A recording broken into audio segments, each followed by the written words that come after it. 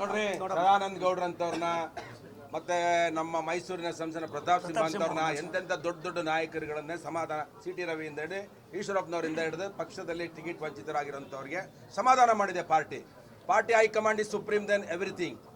ಮೋದಿ ಅಮಿತ್ ಶಾ ಅವರು ನಿರ್ಧಾರ ತಗೊಂಡಿದ್ದಾರೆ, ರಾಜ್ಯಾಧ್ಯಕ್ಷರು ನಿರ್ಧಾರ ತಗೊಂಡಿದ್ದಾರೆ, ಯಾರು ಅಭ್ಯರ್ಥಿ ಮಾಡಲೇಬೇಕಾಗುತ್ತೆ. ಮಾಧುಸ್ವಾಮಿಗೆ ಬಂದಿದ್ರು, ನಾವು ಮಾಡ್ತಾ ಇದ್ದೋ, ಮಂತ್ರಿ ಆಗಿದ್ರು, ನಾವೆಲ್ಲ ಸಪೋರ್ಟ್ ಮಾಡ್ಲಿಲ್ವಾ ಅವರಿಗೆ? ಅದರಿಂದ ವೆರಿ ಕ್ಲಿಯರ್ ಆಗಿದೆ.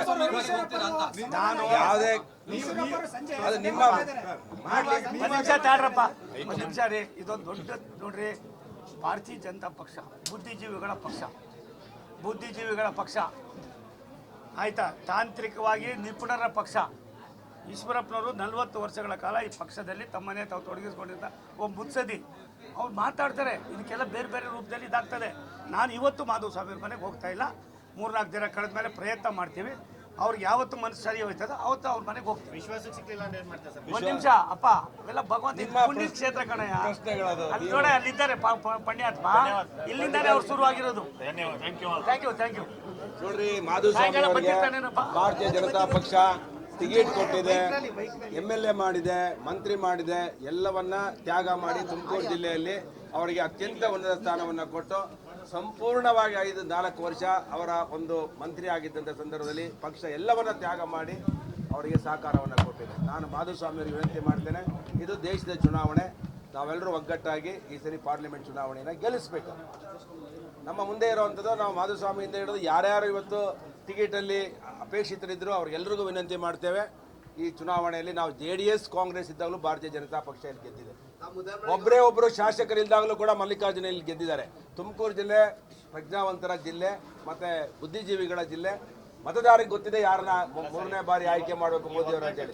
ಲೋಕಸಭಾ ಚುನಾವಣೆಗೆ ಮಾತ್ರ ಎಲ್ಲ ಸಂದರ್ಭದಲ್ಲಿ ನಾವು ಒಗ್ಗಟ್ಟಾಗಿ ಕೆಲಸ ಮಾಡಿದ್ದೇವೆ. KJP BJP ಇದ್ದವ್ರು ನಾವೆಲ್ಲ ಒಗ್ಗಟ್ಟಾಗಿ ಕೆಲಸ ಮಾಡಿ ಆದ್ಮೇಲೆ ನಾವೆಲ್ಲ ಒಗ್ಗಟ್ಟಾಗಿ ತಗೊಂಡೋಗಿದ್ದೇವೆ ಪಾರ್ಟಿ. ನಾನು 2 ಬಾರಿ ಜಿಲ್ಲಾಧ್ಯಕ್ಷ ಆಗಿದ್ದವನು, 2 ಬಾರಿ ಕಾರ್ಯದರ್ಶಿ ಆಗಿದ್ದವನು. ನಮ್ಗೆಲ್ಲವೂ ಗೊತ್ತಿದೆ. ಎಲ್ಲರನ್ನ ವಿಶ್ವಾಸಕ್ಕೆ ತಗೊಂಡೋಗುವಂತ ಕೆಲಸವನ್ನ ನಾವು ಮತ್ತೆ ನಮ್ಮ ಪಕ್ಷದಲ್ಲಿರೋ ಎಲ್ಲರೂ ಸಹ ಮಾಡ್ತೇವೆ.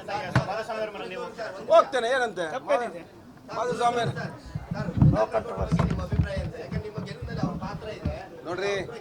ನೋಡ್ರಿ, ನಮಗೆ ವೈಯಕ್ತಿಕವಾಗಿ ಮುದ್ದನ್ಮೇಗೌಡರ ಬಗ್ಗೆ ಏನಿಲ್ಲ. ಇದು ಯುದ್ಧ, ಕುರುಕ್ಷೇತ್ರ ಯುದ್ಧದಲ್ಲಿ ನೋ ಕಾಂಪ್ರಮೈಸ್. ಅಣ್ಣ ನಿಂತರು ಅಷ್ಟೇ, ತಮ್ಮ ನಿಂತರು ಅಷ್ಟೇ, ತಾಯಿ ತಂದೆ ವಿರೋಧ ಪಕ್ಷದಲ್ಲಿ ನಿಂತ್ಕೊಂಡ್ರು ಕೂಡ ಯುದ್ಧನೇ. ಈ ಯುದ್ಧ ಕುರುಕ್ಷೇತ್ರದಲ್ಲಿ BJPನ 100ಕ್ಕೆ 100 2 ಲಕ್ಷ ಮತಗಳಿಂದ ತುಮಕೂರು ಲೋಕಸಭೆಯಲ್ಲಿ ನಾವು ಗೆಲ್ತೇವೆ.